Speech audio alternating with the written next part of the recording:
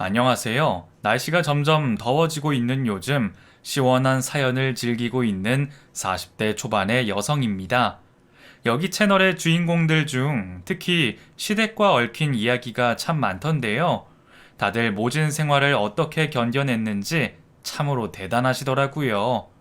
제 사연도 시댁과 얽힌 이야기입니다. 끔찍하고 경악스러운 사건을 당한 그때 일을 떠올리면 아직도 다리가 후들거린답니다. 반전과 기막힌 복수, 이 여름 여러분을 시원하게 해드릴 사연을 시작해 볼게요. 지극히 평범하게 성장해 크지도 작지도 않은 회사에 다니며 사회생활을 시작한 저는 큰 일탈 없이 조용하게 살았습니다. 그리고 남들만큼 연애를 많이 하지는 않았지만 사랑과 이별을 반복하며 나이가 채워졌죠. 남편을 만난 건 30이 넘어가면서였어요. 저희 회사에서 다른 기업의 일도 받아서 했기 때문에 여러 거래처 사람들과 만나야 했는데 남편이 그중 한 사람이었답니다. 그이는 교육 사업을 하고 있는 오너였는데 능력과 인물, 그리고 성격까지 빠지는 부분이 하나도 없었어요. 그래서 이전 연애처럼 이별을 겪지 않고 영원한 사랑을 꿈꾸며 결혼을 결심했답니다. 남편도 같은 마음이었고요. 자기야, 이제 연애는 그만하고 나랑 결혼하자. 내가 자기를 얼마나 사랑하는지 알지? 자기야, 30대 초반이지만 내 나이는 내일 모레 40이라고. 나 늑다리 되기 전에 빨리 장가가고 싶어. 뭐야, 당신 나이 때문에 빨리 결혼하자는 거야? 아니면 나를 놓치기 싫어서 결혼하자는 거야? 그리고 프로포즈를 이렇게 멋대가리 없이 하는 사람이 어디 있냐? 당연히 자기를 놓치기 싫어서지. 난 원래 결혼 생각 전혀 없었는데 자기 만나고 결혼이 하고 싶어졌다니까. 그리고 내가 무드가 없는 놈인 건 자기도 잘 알잖아. 앞으로 살아가면서 이벤트 많이 해줄 테니까 나랑 결혼하자. 저는 그이의 진심을 진작부터 알고 있었기 때문에 단번에 프로포즈를 받아들였답니다. 그리고 저희 부모님께 먼저 남편을 소개시켜드리고 결혼 승낙을 받았어요. 친정 부모님은 능력 있는 사업가에 인물도 출중하니 반대할 이유가 하나도 없다고 하셨죠. 저더러 남편 같은 사람을 만난 게 대견스럽다며 굉장히 흡족해 하셨습니다. 얼마 뒤 예비 시부모님께 인사드리기 위해 전주로 내려가게 되었어요. 남편의 차가 시댁에 가까워질수록 조금씩 긴장되었는데 집 앞에 주차를 하자 심장이 미친 듯이 뛰기 시작했습니다. 여기가 당신 집이야? 이 큰 집이? 이 집에서 쭉 살다가 대학 졸업하고 독립했어. 지방이긴 하지만 꽤 살만한 곳이야. 살만한 정도가 아닌데? 영화에 나오는 집 같아. 당신 너무 좋았겠다. 으이구, 사람 사는 곳은 다 거기서 거기야. 그만 감탄하고 얼른 들어가자. 저는 입을 떡 벌린 채 시댁의 대문을 지나 마당에 펼쳐진 텃밭과 나무들을 구경하고 현관을 들어섰습니다. 눈에 바로 보이는 거실이 얼마나 넓던지 대학교 MT 장소로 써도 되겠다는 생각까지 들었어요. 이윽고 예비 시부모님과 시누이 넷이 각자의 방에서 우르르 나오더군요. 남편이 식구가 많다고 미리 언지를 주긴 했지만 직접 보고 나니 걱정이 앞서더라고요. 시부모님은 그렇다 쳐도 시누이가 넷 중 하나라도 저를 마음에 들어하지 않으면 골치가 아파질 테니까요. 그래서 일단 한방 미소를 지으며 밝은 목소리로 인사했습니다. 안녕하세요, 아버님, 어머님, 그리고 형님들, 모두 반갑습니다. 다행히 모두 반겨주셨는데 특히 시아버지가 저를 마음에 들어 하셨는지 웃음이 끊이지 않는 얼굴로 말씀하셨어요. 아이고, 우리 며느리가 될 처자가 굉장히 밝구만. 어서 와요. 그러게, 얼굴도 예쁘고 몸매도 우리가 원하던 몸매네. 건강한 애를 아주 잘 낳겠어. 이 사람이? 아이, 처음 인사 온 며느리한테 그게 할 소리야? 아니 뭐 어차피 식구 될 건데 어때요?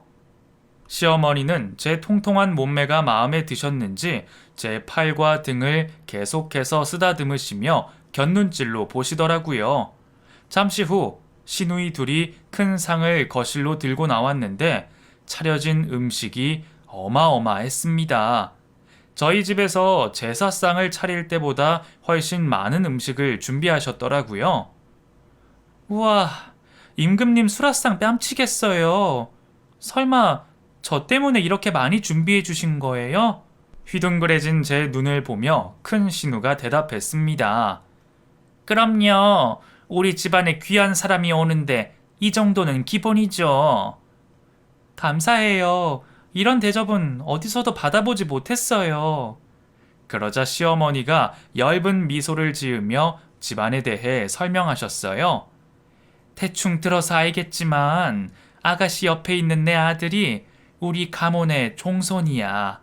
내가 이 녀석을 낳지 못했으면 집안에서 쫓겨날 뻔했지. 그만큼 아들이 귀한 집안이지.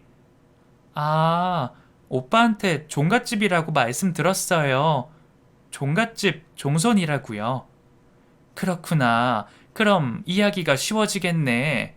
여보, 당신이 결혼 조건을 말해줘요.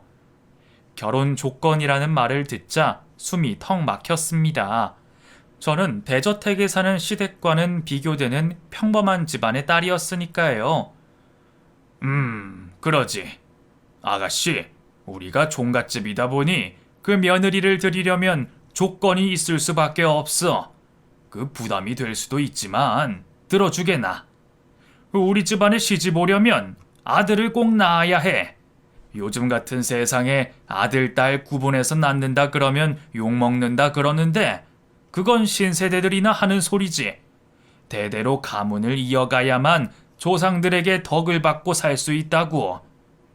시아버지가 아들을 낳으라는 조건을 길게 말씀하시자 옆에 계시던 시어머니가 말 허리를 잘랐습니다. 무슨 말이 그렇게 길어요. 나머진 내가 이야기할게요. 아가씨, 들었다시피 아들을 꼭 낳아야만 하니까 산부인과에서 아이를 낳을 수 있는지 검사를 받아와. 자식을 잘 낳을 수 있다는 증거가 있으면 바로 결혼식을 올리도록 하자고. 네? 산부인과에서 검사를 받으라고요? 저는 건강하다고 생각하는데 꼭 받아야 해요? 미안한데 그렇게 해줘. 그래야 우리가 안심하고 손자를 기다리지. 그런데 걱정하지 마. 아가씨 몸을 보니까 아들을 순풍순풍 잘 낳게 생겼어. 이 정도면 아들 하나가 아니라 셋도 가능할 것 같다고. 조금 어이가 없었지만 다른 조건이 하나도 없어 수긍하고 말았어요. 혼수나 예당 같은 건 해올 필요도 없다 하셨고 시집살이나 시누이들과 마주치는 일도 거의 없을 거라고 말씀하셨거든요. 남편은 제 눈치를 보다가 귓속말로 난감하게 해서 미안하다고 말했고 부담 갖지 말고 보통 사람들이 아들, 딸 낳고 사는 걸 생각하라며 따지고 보면 큰 조건이 아니라고 하더군요. 그 말을 들으니 또 고개가 끄덕여졌습니다. 세상 사람들 모두 아들, 딸 잘 낳고 사는데 저라고 못할 게 있나 하는 생각이 들었어요. 그래서 저는 시부모님의 말씀대로 산부인과에서 검사를 받기로 했답니다. 보름 뒤 병원에서 검사 결과가 나왔는데 다행히도 아이를 낳을 수 있는 건강한 몸이라고 했습니다. 그래서 이 사실을 남편에게 알렸고 시댁 식구들까지 알게 되자 바로 결혼 준비를 시작했어요. 시부모님 말씀대로 신혼집과 혼수까지 모두 시댁에서 준비해 주시는 바람에 제가 준비할 것은 거의 없었습니다. 그렇게 저와 남편은 전주에서 결혼식을 올렸어요. 종갓집 종손이라 그런지 집안 어르신들이 엄청 많았고 친척들도 셀 수 없이 많이 오셨답니다. 덕분에 많은 하객들에게 축하를 받으며 주인공이 되었고 해외로 신혼여행을 다녀와 남편과 신혼부부의 삶을 시작했죠. 그이는 사업가답게 매일이 바쁜 사람이었어요. 늦게까지 일하는 건 물론이고 주말에도 전화 받고 달려나가는 날이 일상이었답니다. 여보, 오늘도 일하러 가? 응, 그 대학 교수님들하고 미팅이 있어서. 여보, 우리 신혼부부야. 당신 너무하는 거 아니야? 어머님이 매주 전화해서 아이 소식이 있느냐고 물으시는데 내가 할 말이 없더라. 하늘을 봐야 별을 따든가 할 거 아니야. 미안해. 이번 달까지만 좀 봐줘. 그 뒤로는 바쁜 거 다 끝나니까 별 실컷 따다 줄게. 알았어. 조심히 다녀와. 술 너무 많이 먹지 말고. 남편은 약속한 대로 한 달 뒤부터는 저와 많은 시간을 보냈어요. 하늘의 별도 많이 따면서 말이죠. 하지만 시간이 지나도 임신 소식이 없어서 걱정이 늘어갔답니다. 시어머니의 전화만 울리면 심장이 덜컥 내려앉는 기분이었죠. 새아가 아직도 소식이 없는 게냐? 네? 네, 어머님. 아직이요. 괜찮아. 결혼한 지 석 달밖에 안 됐는데 벌써 애가 들어서는 것도 무리긴 하지. 여하튼 몸 관리 잘하고 건강식으로 밥 잘 챙겨 먹어라. 그리고 새애기 너한테 택배 좀 붙였다. 보약 한 제 지었으니까 아침 저녁으로 잘 챙겨 먹도록 해. 당연히 시어머니가 지어준 한약은 임신이 잘 되도록 하는 약이었어요. 친정 엄마가 신혼집에 오셔서 한약 재료를 읽어보시더니 일반적으로 한의원에서 많이 파는 임신 잘 되는 한약을 지어줬다고 하더라고요. 그렇게 한약까지 먹으며 노력했지만 석 달이 더 지나도 아이 소식은 찾아오지 않았습니다. 시어머니는 여전히 매주 전화를 걸어 임신에 대해서만 물으셨고요. 그런데 참 이상한 게 종갓집이라면서 며느리에게 내려오라는 말씀은 하지 않으셨습니다. 아니, 강한 어조로 절대 내려오지 말라고 일렀어요. 어머님, 추석에 오빠랑 내려갈게요. 아무리 서울에 살고 바쁘다고 하지만 종갓집 며느리인 제가 손을 보태어 드리는 게 도리 같아요. 예, 그게 무슨 소리니? 넌 우리에게 아주 귀한 존재야. 하나밖에 없는 며느리한테 차례상을 차리도록 만들 순 없다. 정 내려오려거든 나중에 한가할 때 미리 연락하고 놀러와. 그래야 나도 며느리 맞을 준비를 하지. 어머님도 참, 제가 뭐라고 그런 말씀을 하세요. 그리고 며느리 맞을 준비를 따로 하실 게 뭐가 있어요. 세아가, 넌 금쪽 같은 아이야. 우리 집안의 보배가 될 아이라고. 나중에 아들을 낳으면 넌 이 집안의 영웅이 되는 거야. 알겠니? 그리고 네가 신혼집에서 살림하는 건 어쩔 수 없겠지만 시댁에 오게 되면 네 손에 물 한 방울도 묻히지 않게 해주고 싶구나. 그러니까 명절에는 집에서 푹 쉬어. 이번 추석에 친척들이 죄다 모일 거라서 여자들은 힘만 든다고. 시어머니가 매번 임신을 보채기는 했지만 다른 면에서는 저를 많이 배려해 주셨어요. 제 친구들은 명절만 되면 가기 싫어도 시댁에 가야만 한다고 볼멘 소리를 했는데 저는 집에서 휴가를 즐겼답니다. 6개월가량 신혼생활을 하자 뭔가 잊었다는 생각이 들었어요. 참 바보 같은 게 그동안 남편과 혼인신고를 하지 않고 살고 있었더라고요. 결혼 초 잠깐 혼인신고에 대해 이야기를 나눴는데 그이가 천천히 아기가 생기면 하자는 식으로 말해서 어영부영 넘어갔는데 이제와 다시 생각해보니 백년가약을 맺은 부부가 법적으로는 남이라는 게 마음에 걸리더라고요. 그래서 퇴근 후 남편에게 외식하자고 제안했고 저는 혼인신고서를 들고 식당에 들어갔답니다. 여보, 우리 혼인신고하자. 응?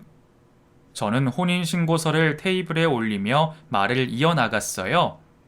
아니, 결혼한 지 6개월이 지났는데 아직도 법적으로 남남이라는 게 말이나 돼? 결혼 초에 얘기했잖아. 아이 낳으면 혼인신고랑 출생신고 같이 하자고.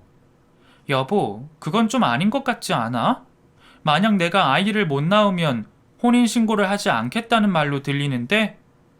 제가 불만 섞인 목소리로 말하자 남편이 손사래를 치며 대답했습니다. 아니야, 그럴 리가 있나. 자기랑 나는 분명한 부부야. 단지 혼인신고는 사실은 부모님이 그렇게 하라고 하셨어. 아무래도 내가 종갓집 종손이다 보니까 확실히 하고 싶으셨나 봐. 지금 우리가 사는 집과 혼수 모두 부모님이 해주신 건데 뜻을 거스를 순 없잖아.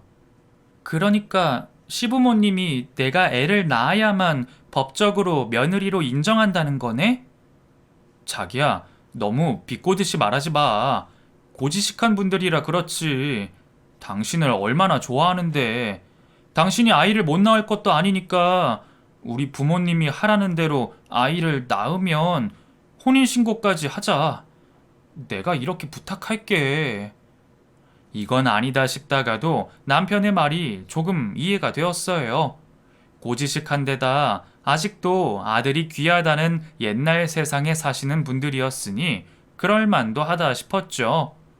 저는 첫째로 딸을 낳아도 혼인신고를 할 거냐고 물었고 그이는 성별에 상관없이 아이만 낳으면 바로 법적 부부가 되겠다고 대답했어요. 결국 그이의 말대로 혼인신고를 미루기로 했답니다. 하지만 해가 바뀌어도 아이는 생기지 않았고 제 부담감은 점점 더 커졌어요. 여보, 왜 이렇게 아이가 안 생기지? 다시 검사를 받아봐야 할까? 됐어. 무슨 검사를 또 받아. 엄마가 당신한테 전화해서 손자 타령해서 힘들지? 내가 연락해서 뭐라 할 테니까 부담 갖지 마. 그래 줄래? 매주 어머님 전화 받는 것도 곤욕이야. 매번 실망한 목소리로 전화를 끊으실 때마다 내가 얼마나 스트레스를 받는 줄 알아? 알겠어. 엄마한테 말해 놓을게. 그건 그렇고 이번 주에 나 시간 되는데 어디 바람 쐬러 갈까? 정말? 좋지. 좋은데 드라이브나 가자. 달리는 차 안에서 창문 열고 손 내밀고 싶다고. 그이는 제 임신 스트레스를 날려주겠다며 주말에 인천 바다를 데려갔어요. 모처럼 바람 쏘이고 왔더니 기분이 상쾌했죠. 그런데 신혼집으로 돌아오자 숨이 턱 하고 막혔습니다. 현관 앞에 시어머니가 서 계셨거든요. 어머님, 연락도 없이 어쩐 일이세요? 잘 지냈냐? 둘이 데이트라도 다녀오는 길인가 보네. 잘 지내는 것 같아 보여서 애미 마음이 좋구나. 어머님, 저희한테 내려오라고 하시지 힘들게 버스 타고 올라오셨어요? 별로 안 힘들었다. 새애기 너를 고생시키느니 내가 고생하는 게 낫지. 이 애미가 이제야 시모 노릇을 하러 왔어. 새애기 좋아하는 나물무침이랑 갈비랑 가지고 왔다. 이윽고 신혼집에 들어가자 시어머니는 주방으로 들어가셨고 저를 밀어내며 가만히 앉아서 쉬라고 일러주셨습니다. 먼 길을 오셔서 제가 밥을 차리겠다고 연신 설득해도 시어머니는 고집을 부리시며 주방을 혼자 차지하셨어요. 이에 남편은 시어머니가 시키는 대로 하라며 방에 가서 조금 누워있다 나오라고 하더군요. 정말 아이를 가지라는 것만 빼면 늘어진 팔자 그 자체였죠. 잠시 후 시어머니가 차려주신 밥을 함께 먹게 되었는데 정말 맛있었어요. 친정엄마도 요리 솜씨가 좋으셨는데 시어머니가 몇 수는 위에 계셨답니다. 어머님, 이 갈비찜은 진짜 예술이에요. 어디에서도 이 맛을 본 적이 없다니까요. 저도 어머님한테 요리 좀 배우고 싶어요. 오신 김에 가르쳐 주시면 안 될까요? 으이구, 배우긴 뭘 배워. 네가 이 시애미 음식 먹고 싶으면 연락해. 만들어서 택배로 붙여주면 되잖니. 굳이 고생할 필요 없단 말이야. 어머님, 아무리 그래도 오빠랑 둘이 먹고 사는데 할 줄 아는 게 있어야 좋죠. 나중에 가르쳐 주마. 나중에 애 낳고 회사 그만두면 시간 많을 거 아니니. 아, 네, 알겠습니다, 어머님. 그래, 아직 소식은 없는 거니? 저는 주눅이 든 채로 그렇다고 대답하고 식탁에서 일어나 화장실로 갔습니다. 시어머니가 전화로 보채는 걸 남편이 그만두랬더니 이렇게 찾아온 건가 싶더라고요. 그래서 일부러 화장실에서 오래 있다가 분위기가 바뀔 때쯤 나가기로 했죠. 10분 정도 지나고 화장실 문을 슬며시 열고 나가는데 시어머니와 남편의 대화 소리가 들렸습니다. 엄마, 여기까지 와서 애 낳으라고 보채는 거야? 내가 언제 보챘다고 그러니? 그냥 소식이 있는지 없는지 묻지도 못하니? 그게 보채는 거야. 집사람 스트레스 좀 주지 마. 아이고, 아주 애처가 나셨구만. 알겠다, 이놈아. 때가 되면 어련히 손자가 생길 거니까 가만히 좀 있으라고. 알았대도. 그나저나 새애기가 첫 애를 아들로 낳아야 될 텐데 또 딸을 낳으면 네 아버지 또 뒷목 잡을 거다. 두 사람의 대화를 듣다 보니 뭔가 이상했습니다. 또 딸을 낳으면 안 된다는 식으로 말씀하셨는데 제가 알기엔 시누이 넷 모두 아이가 없었거든요. 큰 시누는 애가 생기기 전에 이혼을 했고 나머지 시누이들은 결혼 전이어서 시댁에 아이는 한 명도 없었답니다. 그래서 전 곧장 주방으로 들어가 시어머니께 물었습니다. 어머님, 또 딸을 낳으면 안 된다뇨? 누가 딸을 낳았었나요? 깜짝이야. 새아가 인기척 좀 해라. 이 노인네 심장 떨어지겠다. 아, 죄송해요. 그런데 딸을 낳았다는 게 무슨 말씀이죠? 아, 그건 나를 빗대어 한 말이다. 내가 딸 넷을 연달아 낳았잖니. 그래서 새애기 네가 나처럼 첫째부터 딸을 낳으면 걱정이란 말을 한 거야. 아, 그런 거예요? 시어머니와 남친은 제 눈치를 살피다가 이내 다른 주제로 대화를 시작했어요. 엄마, 서울 오신 김에 어디 구경이라도 같이 가. 전부터 남산 이야기 많이 하셨는데 그리로 갈까? 그래, 좋지. 거기 야경도 좋다며. 친구들이 사진 찍어서 보내준 걸 보니까 정말 아름답더라. 그래, 지금 가면 딱이겠다. 자기야, 옷 갈아입을 필요 없이 남산 다녀오자. 그렇게 시어머니는 저희와 함께 남산을 구경하러 갔다가 신혼집에서 하룻밤 묵고 전주로 떠나셨어요. 얼마 뒤 구정이 다가왔습니다. 시어머니는 이번에도 저에게 시댁에 올 필요가 없다며 친정에 다녀오거나 여행이나 다녀오라고 일렀답니다. 남편은 종손이어서 친척들에게 얼굴을 비춰야 한다며 1박 2일로 전주에 다녀오겠다고 했죠.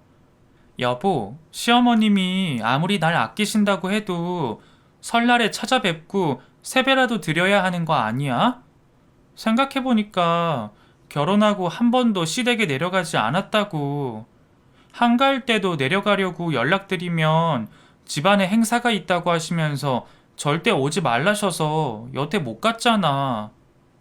그거야 자기가 힘들어질까봐 그런 거지. 명절이나 집안 행사가 있으면 우리 집에 친척들 50명은 넘게 찾아와. 우리 집이 종갓집이니까 친척들이 모이는 날은 그만큼 자주 있고 말이야. 엄마는 자기가 그 많은 손님들을 대접하는 게 마음에 걸리셔서 그런 거니까 서운하게 생각하지 마. 서운하진 않은데 그래도 며느리 된 도리는 해야 하는 게 아닌가 싶어서. 조금 있으면 결혼 1주년인데 시댁에 한 번도 가지 않았다는 게 말이 돼? 친정 부모님도 가만히 있지 말고 먼저 나서서 시댁에 가라고 하셨단 말이야. 그럼 다음 달에 한번 내려가자. 집안 행사 없는 날로 정해서. 그 이의 말에 수긍하고 말았습니다. 알겠어.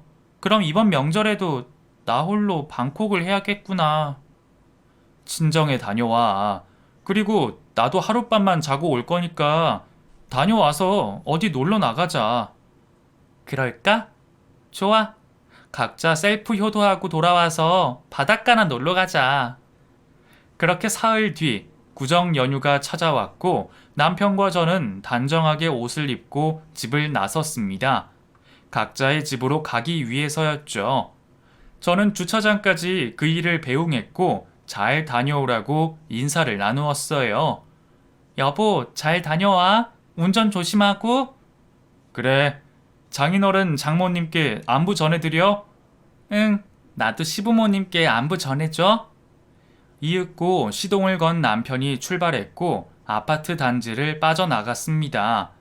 저는 친정을 가려고 버스 정류장을 향했고요. 그런데 왠지 친정집에 가고 싶은 마음이 들지 않았습니다. 거의 매주 친정 부모님을 뵙기도 했고 설날이라고 특별히 하는 것도 없었거든요. 그래서 전 생각을 바꾸기로 했답니다. 남편과 시어머니에게 말하지 않고 시댁으로 내려가기로 말이죠. 친척들 때문에 힘들 거라고 했지만 저 혼자 고생하는 것도 아니니 마음의 결정을 쉽게 내렸어요. 그래서 친정이 아닌 백화점을 찾아가 시부모님의 선물을 사고 비싼 과일까지 사서 고속버스를 탔답니다. 남편과 시댁 식구들이 저를 보고 얼마나 놀랄지 기대가 되면서 배시시 웃음이 새어나오기까지 하더라고요. 그렇게 길고 긴 시간을 버스를 타고 전주에 도착해 택시를 타고 시댁으로 향했습니다. 거의 1년 만에 찾아온 시댁은 여전히 웅장하고 으리으리한 저택 그대로였어요. 저는 설레는 마음으로 초인종을 울렸고 잠시 후 큰 시누이가 나와서 문을 열어주더라고요. 오이케? 네, 형님. 반가워요. 오랜만이에요. 반갑게 인사하는 저와는 달리 시누이는 당황한 기색이 역력했습니다. 응, 반가워. 그동안 잘 지냈지? 네, 저 들어가도 될까요? 응, 여기까지 왔는데 당연히 들어와야지. 어서 들어와. 시누이는 고개를 돌리며 똥 씹은 표정을 지었습니다. 제가 못 볼 줄 알았겠지만 확실히 그 표정을 보았죠. 왜 그런지 이유는 몰랐지만 무척이나 화가 났답니다. 제가 못 올 때라도 온 것 마냥 달갑지 않아 하시는 걸 보니 먼 길을 괜히 찾아온 느낌까지 들었죠. 그래도 큰 시누이 말고 시댁 식구들과 친척분들이 저를 반겨줄 거라는 마음으로 애써 미소를 짓고 시댁 안으로 들어갔답니다. 신발장을 보니 그다지 많은 손님들이 오시진 않은 것 같더라고요. 어린 아이들 신발이 여러 켤레 보이길래 남편 사촌의 조카들이 놀러 온 것 같았죠. 이윽고 거실에 들어선 제가 시부모님과 시누이들 그리고 남편을 보고 외쳤습니다. 짜잔! 여보, 어머님, 아버님, 그리고 형님들, 저 왔어요. 제 외침에 시댁 식구들이 고개를 들어 올려 저를 보더니 놀라다 못해 기겁하는 표정을 짓더라고요. 모두 놀라셨나 봐요? 제가 올 거라고 예상 못 하셨죠? 식구들은 여전히 입을 다물지 못하고 아무도 저에게 대답하지 않았습니다. 결국 민망함이 몰려온 저는 웃음을 거두고 쭈뼛거리며 서 있었죠. 그 순간 시어머니가 자리에서 일어나더니 그제야 미소를 지으셨답니다. 우리 새애기가 왔구나. 이 애미가 간 떨어지는 줄 알았다. 이 먼 길을 고생스럽게 뭐하러 왔어? 왜긴요. 어머님 아버님 보고 싶어서 왔죠. 세배도 드리고 선물도 드리려고 겸사겸사 왔어요. 자기야, 친정에 가기로 했잖아. 이럴 거면 그냥 나랑 같이 오지 그랬어. 그럼 당신이 날 데려왔을 거야? 무조건 쉬라고 하던 게 누군데 그래. 그래도 너무 갑작스러운 상황이라. 잠시 후 방문이 열리며 10살도 안 된 아이들 넷이 거실로 뛰어나왔습니다. 아빠, 우리 목마 태워줘, 빨리. 꼬맹이들이 아빠라고 부른 건 다른 누구도 아닌 제 남편이었답니다. 저는 잘못 들었을 거라 생각하고 꼬마들의 다음 말과 행동을 기다렸어요. 그러자 아이들은 남편에게 안기고 뽀뽀하고 난리를 치는 겁니다. 아빠, 아빠 하면서 말이죠. 이게 무슨 상황인지 이해되지 않아 남편에게 물었어요. 여보, 얘네들이 왜 당신한테 아빠라고 부르는 거야? 세아가 나가서 이야기하자. 뭔가 오해할 상황인 것 같은데 이 시애미가 다 설명하마. 이거 놓으세요. 남편한테 직접 들어야겠어요. 빨리 대답해봐. 그이는 아무 대답을 하지 못하고 들러붙은 꼬맹이들을 떼어내려고 안간힘을 쓰고 있었습니다. 그런데 그때 조금 전 열렸던 방에서 낯선 여자가 모습을 드러냈어요. 그녀는 저를 무표정한 얼굴로 보더니 이내 말문을 열었습니다. 새로 들어온 며느리이신가 봐요. 저는 이 집 전 며느리예요. 네? 전 며느리요? 진짜 아무것도 몰랐나 보네. 나는 이 인간이랑 결혼 생활을 10년이나 했어요. 그 사이에 딸 넷을 낳았고요. 그 딸들이 누군지는 말 안 해도 아시겠죠? 내가 오늘 이 집에 오길 잘했네. 우린 작년에 이혼했어요. 양육권을 이 인간이 가져가는 바람에 어쩔 수 없이 가끔 이 집에 들른답니다. 그런데 어쩜 재혼한 여자가 처녀였다니. 이 인간이나 식구들이나 한 사람 인생을 망치려고 작정을 했네요. 이게 다 무슨 개풀 뜯어먹는 소리인지 두 귀로 듣고도 현실을 부정하고 싶었습니다. 이윽고 남편이 다급하게 제 앞에 무릎을 꿇더군요. 자기야, 내가 설명할게. 이게 어떻게 된 거냐면 결혼했던 게 맞긴 맞아. 그 이의 실토에 일단 뺨부터 한 대 날렸습니다. 나쁜 자식. 이혼남인 걸 숨긴 것도 모자라서 애가 넷이나 있는 걸 숨겨? 네가 그러고도 사람이니? 미안해. 하지만 지금은 완벽한 남남이야. 당신하고 나 사이에는 아무 문제가 없다고. 그러니까 흥분 가라앉히고 앉아봐.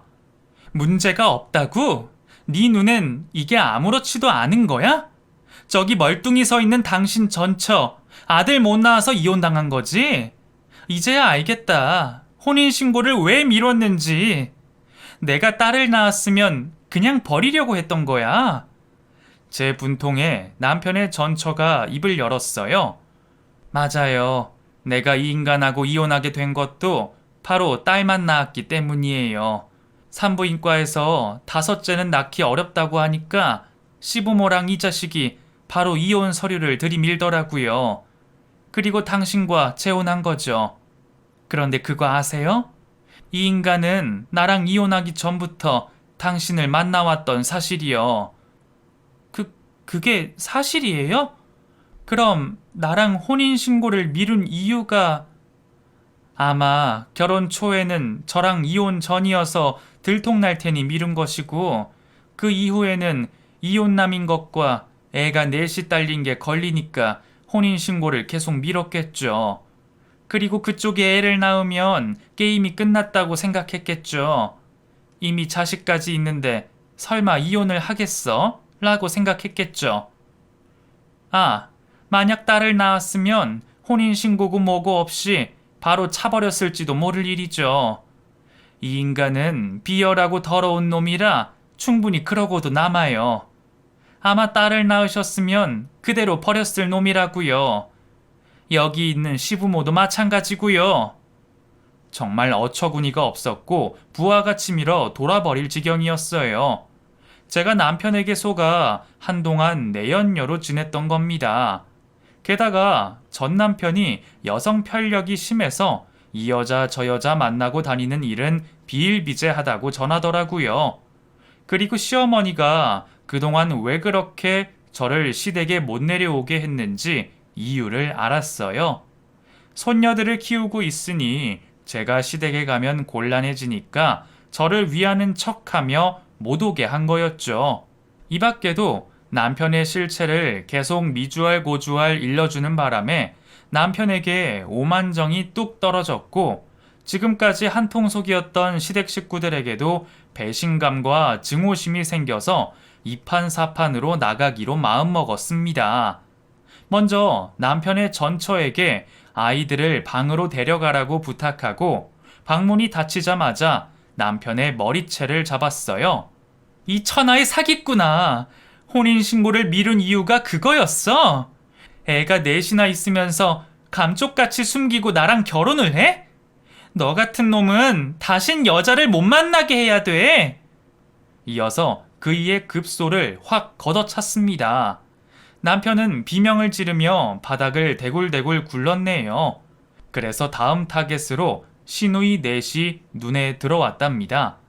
저는 쌍욕을 퍼부으며 겁에 질린 시누이들에게 다가갔고 2명의 머리채를 잡아채는데 쉽게 성공했죠. 이것들아, 니들도 다 똑같아. 멀쩡한 처녀를 속이고 망나니 동생을 장가보내? 이 쓰레기들 다 죽었어! 나머지 신우 둘의 머리채도 이어 잡았더니 제 손에는 머리카락이 한 움큼이 뽑혀 있었습니다. 얼마나 분노했는지 힘들지도 지치지도 않더라고요.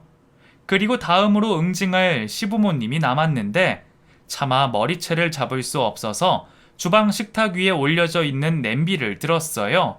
그 안에는 차갑게 식은 떡국이 가득 있더라고요. 저는 이거다 하고 느꼈고 곧장 시부모님의 얼굴에 떡국을 촥 뿌렸습니다. 새해 저주다. 많이 처먹어라. 뭐? 내 손에 물 한 방울 묻히고 싶지 않고 고생시키기 싫어서 시댁에 오지 말라고? 치, 니들 손녀들이 들킬까봐 겁나서 그딴 연기를 해? 내가 아들만 낳으면 게임 끝이라고 생각했다고? 하늘이 있어서 내가 임신하지 않은 거야. 조상님들 덕이 어쩌고 저째? 종갓집 좋아하시네. 이 사기꾼 종자들아. 니들 사기죄로 죄다 고소할 거야. 시댁 식구들은 다들 한마디도 하지 못하고 바닥에 주저앉아 제가 뿌린 떡국을 닦기 시작했어요. 남편은 저에게 맞은 급소가 괜찮아졌는지 다시 무릎을 꿇었고요. 자기야, 이대로 끝내려고? 그러지 마. 나한테 자기밖에 없어. 아까 전처가 한 말은 다 거짓말이야.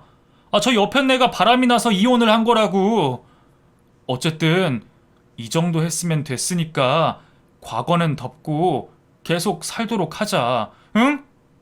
제가 무슨 말을 하기도 전에 방 안에 있던 전처가 남편 말을 듣고 뛰쳐나왔습니다. 그리고 그의 귓방망이를 날리더라고요. 이 자식이 어디서 혀를 막 놀려? 내가 바람이 나서 이혼했다고? 내가 모은 증거만 해도 네가 바람 피운 여자가 한 트럭이야. 그뿐만인 줄 알아? 우리 큰딸이 네가 다른 여자랑 바람 피우는 걸 두 눈으로 봤다고. 창피한 줄 알아. 이 나쁜 자식아. 남편은 당연히 꿀먹은 벙어리가 되었어요. 저는 전처를 밀어내려고 손을 들며 말했습니다. 저리 비켜요. 이 자식은 내가 응징할 거라고요. 아니요. 나도 이혼 전에 이렇게 못해줘서 아쉬웠거든요. 그럼 같이 패줍시다. 나도 끼워줘요. 그래요. 그럼 같이 밟아줍시다. 시작! 결국 전처와 같이 남편을 실컷 두들겨 패줬습니다. 그렇게 시댁을 난장판으로 만들고 나오자 남편의 전처가 저를 쫓아 나오더군요. 잠깐만요. 이혼 소송 하실 거죠? 혼인신고가 안 돼서 어디까지 될진 모르지만 고소는 해야죠. 그리고 이 집 식구들까지 죄다 사기죄로 고소할 겁니다. 그럼 제가 변호사를 소개해 줄게요. 이 집에서 소송당하면 비싼 변호사를 선임해서 맞고소를 할 거라고요. 그래서 제가 이혼 소송에서 졌다니까요. 이번에는 제대로 복수했으면 좋겠으니까 제대로 된 변호사를 소개해 줄게요. 나도 우리 딸들 양육권 소송할 거니까 힘을 합치도록 해요. 그래요. 까짓것 그럽시다. 이 집 인간들 우리가 싹 쓸어버립시다. 그래서 저희 두 여자는 함께 배부터 채우기로 하고 식당에 들어갔습니다. 시댁 박살을 내는데 얼마나 많은 에너지를 쏟아냈던지 국밥이 두 그릇이나 들어가더라고요. 그리고 찾아간 변호사는 판사 출신의 능력과 법조인의 수많은 인맥까지 갖춘 분이었어요. 그 변호사는 저희의 이야기를 끝까지 다 들어주시고는 한숨을 길게 쉬며 이런 남자들이 아직 사회에 많이 있다고 말했답니다. 참으로 기가 막혔죠. 남자라는 동물은 왜들 그렇게 거짓말쟁이가 많은지. 여하튼 저와 남편은 혼인신고를 하지 않았지만 사실혼 관계였으므로 소송이 가능했어요. 남편을 상대로 사기결혼죄로 고소하고 시댁 식구들을 사기공모죄로 고소했답니다. 남편의 전처는 양육권을 가지고 오기 위해 예전 외도 증거를 제시했고요. 그렇게 소송을 진행하는데 남편 역시 저를 고소했더라고요. 폭행죄와 기물파손죄로요. 시댁에서 난리친 걸 동네방네 떠들고 싶었는지 당당하게 제가 한 행동들이 적힌 내용 증명서까지 보냈더라고요. 저에게 줄 위자료를 한 푼이라도 아끼려고 수를 쓴 거였죠. 하지만 저는 벌금형에 처해졌고 남편과 시댁 식구들은 저에게 막대한 위자료를 지급하라는 명령이 떨어졌습니다. 그리고 남편의 전처도 불륜 사실을 인정받아 양육권을 가지게 되었네요. 인간 말종 사기꾼과 싸워서 여자 둘이 완벽히 승리를 이루어낸 거죠.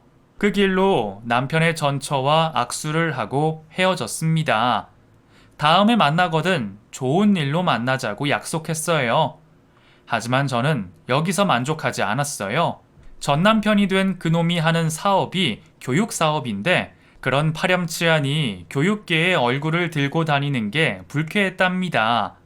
그래서 전 남편과 연계된 교수와 교사들, 그리고 교육청에서 근무하는 공무원들까지 하나하나 찾아가서 제가 판결서를 보여주며 어떤 놈인지 각인시켜 주었어요. 이런 놈이 교육계에 몸담고 있어도 되겠느냐며 따지듯 전해주었고, 만약 계속 사업을 이어간다면 청와대에 민원까지 넣어서 전 남편과 연계된 모든 사람들을 모조리 고발하겠다고 으르렁거렸어요. 그러자 저를 만난 교수와 공무원들은 전 남편을 완전히 퇴출시켜버리겠다고 약속했고 다시는 이 바닥에 발을 붙이지 못하게 해주겠다는 다짐을 받아냈답니다.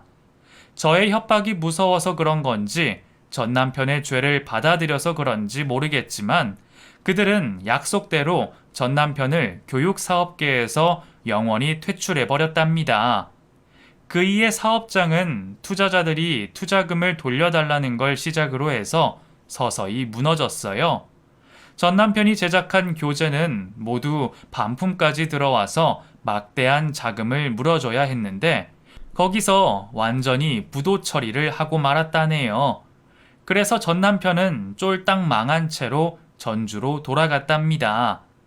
시댁의 저택은 무너뜨리지 못했지만 꽤 많은 피해를 줘서 큰 재산을 날렸으니 그걸로 만족했네요. 이후 저는 빵빵하게 받은 위자료로 서울에 있는 아파트를 제 명의로 얻게 되었습니다. 내 집 마련을 이런 식으로 하다니 정말 웃기지 않나요?